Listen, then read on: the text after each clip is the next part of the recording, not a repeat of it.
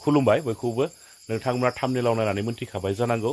प्रमोद बर' सरकारखौ बिथाङा first case होदों रायजो राजाया बिनि न'आव थाङोब्ला रायजो राजाखौ रायना हरनाय धुमकि होनाय सैमा सोंहोनानै अरहोनाय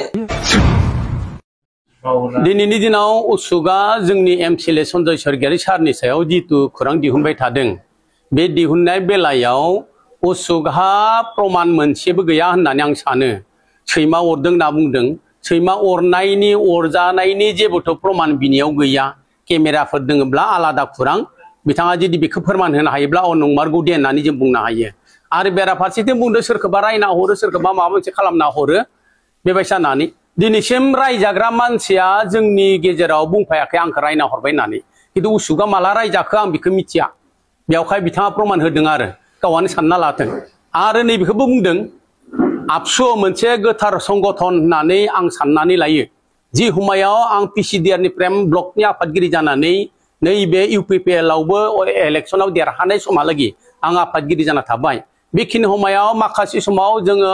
एबसु अफिसाव दसे जिरायहैयोब्ला बुंदोंमोन दानिया एबसु नंला इउपिपिएल एबसु जाबाय होननानै बे समायाव आं एरायनानै होदों एबसु माबायाव आं जिरायना थाहैयाखै बिनिफ्राय एबसुखौ आं गोथार गोसोजों आं आजावनानै लायो नाथाय उसुग होनना बुंनाय सासे मानसिया बे उसुमा थानानै बे आबसुआवनो थानानै आबसुखौ बदनाम खालामबाय थादों दिनैनि दिनाव आबसुखौ सोङोब्ला बुंगोन खोमा जोंनिफ्राय जोंहा बेबायदि जेबो डिसिसन गैया जेबो बिसा बुंनांगौ गैया होनना बुंगोन खोमा नाथाय उसुगा एबसुखौ मानो फानबाय थादों फालाय बे मोनसे मोजां संगठनखौ गावनि बदनामजों लोगोसे एबसुखौबो रायजो राजाजों हामा मोनहोगोन नामा बे खोथाया सोंथावना जाना थादों आरो आं बिनि उनाव बुंगोन बिथाङा सासे एमप्लयि मानसि बे एमप्लयि मानसिया बे राजनितिकआव हाबनानै राजनितिनि खोथाफोरखौ खुगा सिफाबाय थानो बा बोलो होफाबाय थानो बेहा जेबो ओंथि गैया मोना बियो इसा खालामबाला राजनितिकनि मानसिया बेखौ अनेक खालामनो हायो नाथाय खालामाखै बिसोरबो जोंनि होननानै आरो बिथाङा बुंदों मा आंबो जे इउपिपिएलनि मानसि मालाथो इउपिपिएलनि मानसि बिलाय इउपिपिएलनिब्ला मारैथो इउपिपिएलखौनो बेरेखा खालामबाय थादों फालाय दाथ' इउपिपिएलनिथ' बेरेखा खालामनाय जादों बिसोरनो बुंनाय खोथाफ्रा बिथांमोना सानदों सन्जयखौ नाङा होननानै गुबुन दोलोफ्रा जोंखौ दिनैसिम खुगा सिनो हायाखै गुबुन गोख्रों दोलोफोराबो राजनैतिक हान्जाफोराबो जोंखौ खुगा सिनो हायाखै हरसिंगा हिसाबै नाथाय बिथांमोनासो खुगा सिहोबाय थादों खुगा सिबाय थादों इउपिपिएलआ मोननै मोनथाम दोलो जाबाय होननानै बिथांमोनासो बुंहरदों अब्ला बिथांमोनालाय इउपिपिएलखौ आं इउपिपिएल होनना बुंनायनि जेबो ओंथि गैया मा ओंथि दोङो बेहालाय बेयाव बुंनायनिलाय जेबोथो ओंथि गैया बेवहाय जि साकरिखौ मावदों गेदेरब्लाबो फिसाब्लाबो बेखौनो मावनानै दलद थानायखौ जोंनिफ्राय खावलायदों दलरै था आरो दलरै मावलां नङाब्ला बिनि गोनां एक्सनखौ इयुननि बेलायाव लानो गोनां जानो हागौ बुख्रुब खाख्रुबै नङा नाथाय नेसेसारि एक्सन अफिसियेलि बेबायदि लानोबो गोनां जानो हागौ जों दा हरसिंगा ब्लक जानानै दिनै जों इउथ आरो वमेन आरो फार्मासेल गासैबो जों प्राइमारिफोरखौ लानानै जों मोनसे खौरां मेल जों लादों आरो बे खौरां मेलनि खाथियाव जोंहा थांनाय साननैसोनि उनाव जोंहा जोंनि एमसिएलए सारनि सायाव माखासे खोथा बुंनायफोरखौ जों नुनो मोनदों बेनिखायनो बे खोथाफोरखौ जों दिनै फिन होनो थाखाय जों दिनै खौरां मेल बेयाव जों लानाय जादों जों हरसिंगा ब्लक हिसाबै जे बिनि गुबै जाहोनानो जाबाय जोंहा थांनाय बे साननैसोनि सिगाङावहा जे उसुग दैमारि होननाय सासे सुबुङा बेबायदिहै गोबां खोथाफोरखौ नंबां जांबां खोथाफोरखौ बुंदों बिथाङा जितु उसुग दैमारिया जितु अजुहात जितु होनायमोन जितु जोंहा सन्जय स्वर्गियारिनि सायाव बिथाङा जाहैबाय जोंनि सन्जय स्वर्गियारिखौ गोबां नंबां जांबां खोथाफोरखौ बुंदों जेनेबा बिथाङा जेबो सापर्ट गैया रायजो राजानि सापर्ट गैया आरो बिथाङा जों बिथांखौ जोंनो नाङा आरो जों बिथांनि थाखाय जोंहा बे ओनसोलावहा जेबो जायाखै बेफोरबायदि खोथाफोरखौ गोबां खोथाफोरखौ बुंदों आरो दिनै बिथाङा सन्जय स्वर्गियारी जानानै जे एमसिएलए जानानैबो गोबां जोंनि बे हरसिंगा समस्थियाव खामानिफोरखौ बिथाङा लाबोबाय जेरै जों नुनो मोनदों आम्बागाव पारामेडिकेल स्टेशनफोरखौ जों लाबोनाय नुदों आरो बेबायदिनो NITV जानो थांगासिनो दङ सारा बुंगासिनो दङ आरो बेबायदिनो गोबां खामानिफोर जादों जोंहा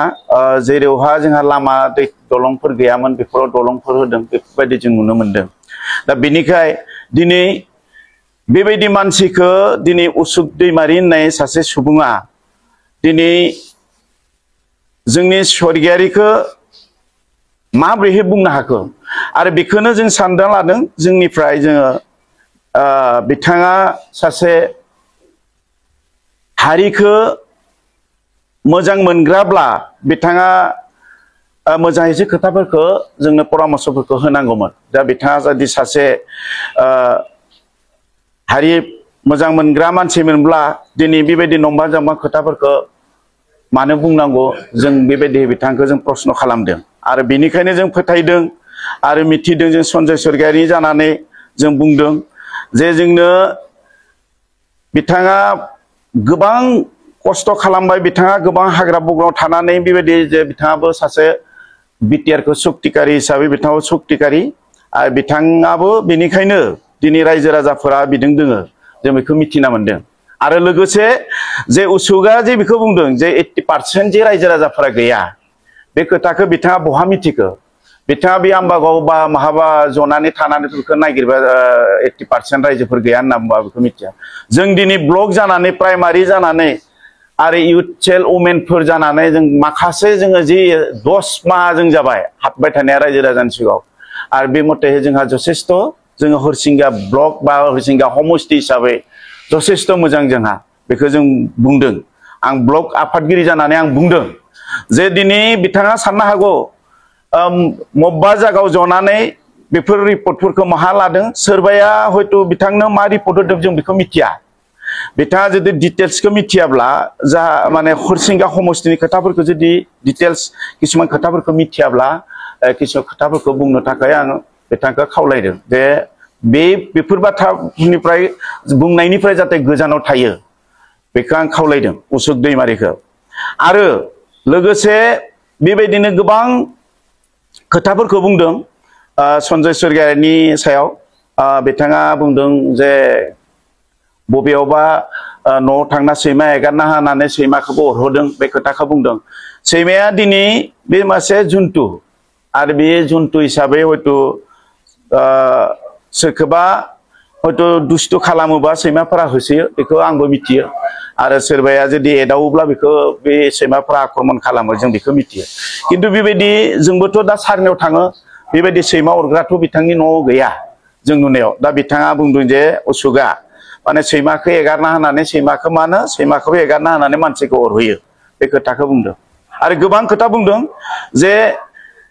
बिथांनि न'आव थांब्ला माखासे रायजो राजाफोरा थाङोब्ला रायना हरनाय बे खोथाफोरखौ बुंदों जों नुनो मोनदों ससियेल मिडियायाव उसुकनिफ्राय जों बेखौथ' दिनै रायजोफोरा बिथांनि न'आव जायफोर थांदों बिथांमोनाथ' मिथिगौ आरो बिथांमोना जों थानाय समाव जिफोरखौ जों लोगो मोनदों बिथांमोना जथेस्थ' मोजाङैसो बिथांमोनखौ सावरायना हरदों आरो मोजां खोथाफोरखौ जों नुनो मोनदों बेनिखाय जों सानदों बे उसुक बुंनाय खोथाफोरा मिसा होननानै आं आफादगिरि जानानै बे खोथाखौ बुंनाय जादों आरो